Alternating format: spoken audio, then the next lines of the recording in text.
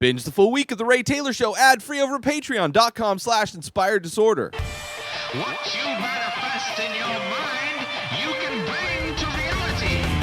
Sparking Joy with Marie Kondo's new series out now on Netflix. This is a follow-up to Tidying Up with Marie Kondo, which is a show that I talked about a couple years ago when it came out, and it's a show that I fell in love with.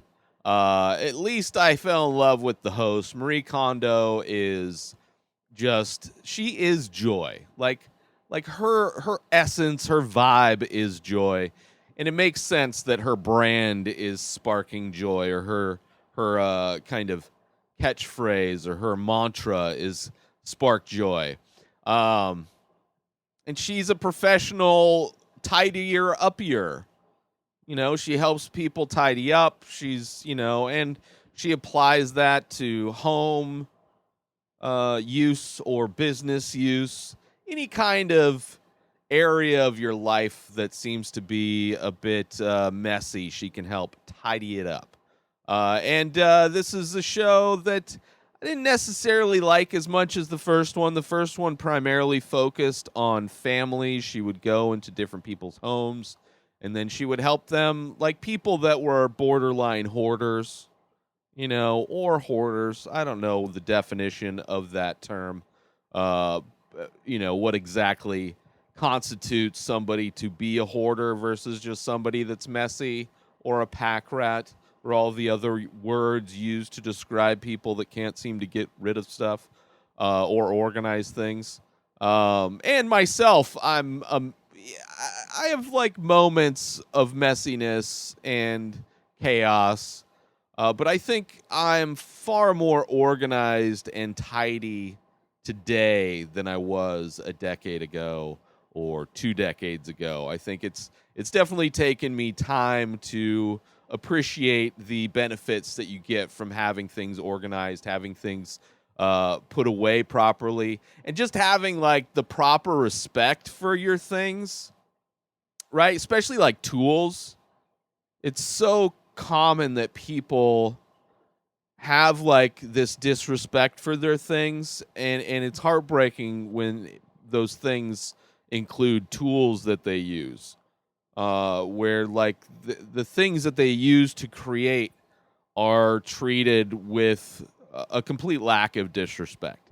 And it's a bummer. And this show and Marie Kondo, in a lot of ways, help people gain a respect for their things, and to keep the things around them that do spark joy, which is it's a good thing to, it's kind of a good rule of thumb to have with your things, with your stuff, with the things that surround you in your home, but also the people that surround you, which that's not necessarily something that comes into Marie Kondo's whole spiel is, but it's a thing that's pretty well known. You're the average of the five people you spend the most time with. A kind of idea. You kind of become what you surround yourself by. So if you're surrounded in your home full of things that you use regularly and things that spark joy, then it's a better environment altogether. Cutting out toxic things is always beneficial, whether it's people or just stuff that's laying around that you just can't, you're like mentally holding on to. You have this burden of this thing that's around you that you see, but subconsciously you block out. When you relieve yourself of that and let that thing go on its journey to whoever else is going to be part of its life or its existence, the better you'll be. The more of those things you let go, and people you let go. So the first one centered more on people and their homes. This one, it's a mix. It's only 3 episodes. The first one is more of a business. She goes to this family-owned gardening center place where they sell plants of various sizes, edible plants. And it's a family business. And it's an episode where you're connecting with this family. right? Through this process of tidying up, it forces this family to go through all of the things that have just been kept buried in a bin on a dusty shelf, surrounded by spiders and dust and dirt and just neglect and forget, and just it just no longer exists. And they're forced to go through these things, and it brings up memories. And like all of these episodes, similarly to Tidying Up with Marie Kondo, I'm crying. I'm emotional watching this show about people cleaning up around themselves. It's ridiculous that a reality show with that premise brings me to tears. Now, I'm a fairly emotional guy. Things touch me. I have a heart beating somewhere deep inside this cold exterior of just barely existing. There's a heart in there. And things like this touch that beating heart of mine and make me cry, especially when she greets the area, the surrounding is always touching to me. You know, in the first, it seemed to be more of a focus in the first show she did, Tidying Up, where she, you know, I mean, she did it in this one also. There's only 3 episodes, so I don't know. This whole series feels very similar to the first one, but not as good in some ways. Like I think there were just more episodes, so maybe it you know, just hit me emotionally more regularly. There's a higher frequency of like heart being injected into my soul. But yeah, this was still good. It has all the same stuff, like all of her, you know, ideas and tricks and tips on how to tidy up. I mean, it's a fairly simple idea to just dig out everything, pile up everything, and go through everything one by one, physically touching the thing and asking yourself, does this spark joy? And she says, go through the stuff where it's super easy to choose whether it sparks joy or not. You know, like if it's stuff that you use on a regular basis, they're tools that you love, they're things that remind you of stuff, that's anything that sparks joy, that's easy to spark joy, and things that you know you should just get rid of. The old Snickers wrapper in the bottom of your drawer is a mindless, easy decision to get rid of. So go through and get rid of the things. Put things in piles. And there's like different piles. I think in the first season she goes through, you know, there's the things that spark joy for certain reasons, and then there's the sentimental stuff is a completely different pile, and there's the stuff to get rid of and donate and whatever. A little over 4 years ago, I started The Many Faces. It's an ongoing series of abstract ink portraits. Each piece is improvised. Each piece is released daily. Start collecting now. Head on over to inspireddisorder.com/TMF. That stands for The Many Faces. And save yourself 25% when you use coupon code RTS. That stands for The Ray Taylor Show, because that's what you're listening to, and I love you. So I want you to save 25% when you use that coupon code. Head on over to inspireddisorder.com/TMF and use coupon code RTS to save 25% when you start collecting one of over 1,600 original ink paintings. By myself, I made them. Support me. I love you. Back to the show.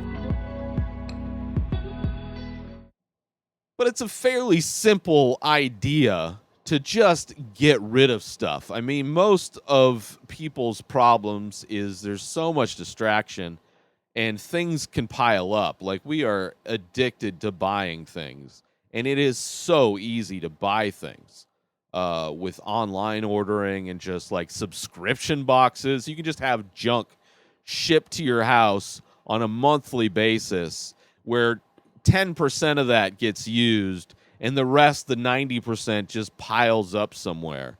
And it's just this like disgusting addiction our society has in just accumulating junk.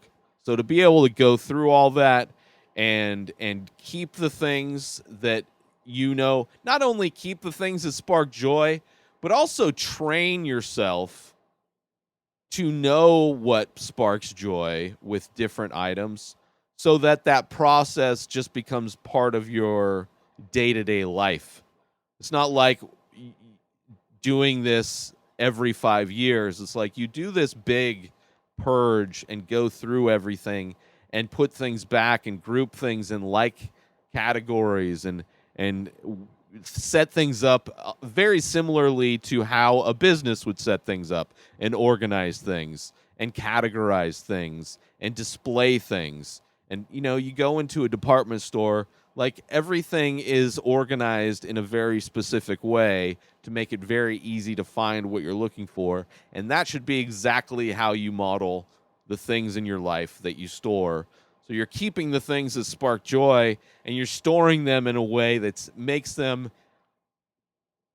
forgetting about the thing, or out of mind, out of sight, out of mind kind of a thing, to keep it in sight, because it's not buried behind stuff. It's stored in a way where everything's visible. And to this day, from season 1, the one thing that I did, there's other things where I try and keep organized and I try and do all the things. I do like 80% of what her things. Like there's 20% mess constantly in my space.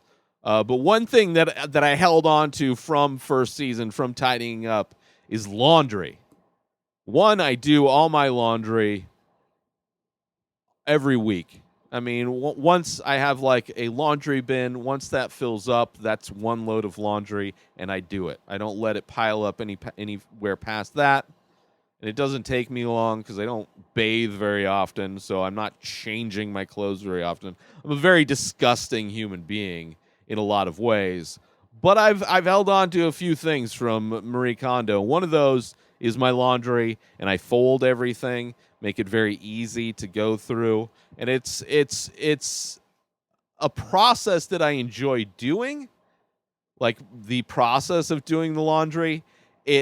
I've done it so much, I don't think about the fact that I'm folding everything in a very specific way and everything's getting put away. It's very much like driving to work. Like the first time you ever drive to work, there's a lot more thoughts going through your head, a lot more stress. But after a month, you can think about anything else besides driving to work. Maybe the fact that you are driving to a job that maybe you don't like. But it's that idea of like when you're commuting, you're not thinking about the drive to work. You're thinking about everything else. And the drive to work isn't the hassle or the mental exercise that it was on the first time. And that's what folding laundry is to me. I don't think about it. I'll have a show on and it's just like it's just automatic. Because I've done it so much. I've been doing it since I watched the first season. So it's like, it's so easy. But the idea of like only keeping the things that spark joy in your life is kind of something that I've been doing. I've moved multiple times and I tend to get rid of things. I prefer to purge and get rid of stuff rather than move junk, or just like moving things that are just in storage from one place to another place is like, why do I have this much stuff in storage? Do I need this stuff? Probably not. So why am I moving it every time I move? So there's a lot of lessons that I've gotten from Marie Kondo. And this show is still good. It's bringing families together. It's unlocking people into a system that makes sense.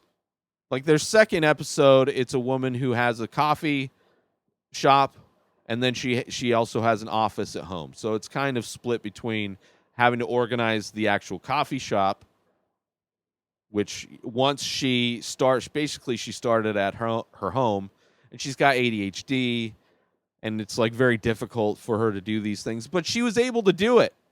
And once she was able to do it, it's like once you implement a system and you're able to execute that system automatically, it frees you up to do, it frees your brain up to do whatever you want to do. If you're a creative person, you're like to do productive stuff, or just go out and have fun. Like, having this thing that is efficient and you've made it automatic. You turn yourself into a laundry folding robot. Then it frees you up because it's not such a mental burden all the time. And it's not that distraction that you're kind of like, oh, I need to do my laundry. Oh, I need to do my, oh, I need to fold my, I need to put my laundry away. It's like, that's a constant distraction that once you have a system, there's no need for that distraction because it just gets done because it's automatic. And people just are so scared to even to do the automatic thing. Like they'll like learn how to play soccer when instead of playing basketball. That's a horrible way to set that analogy up. They will do something the wrong way, assuming that it's going to make it eventually the right way.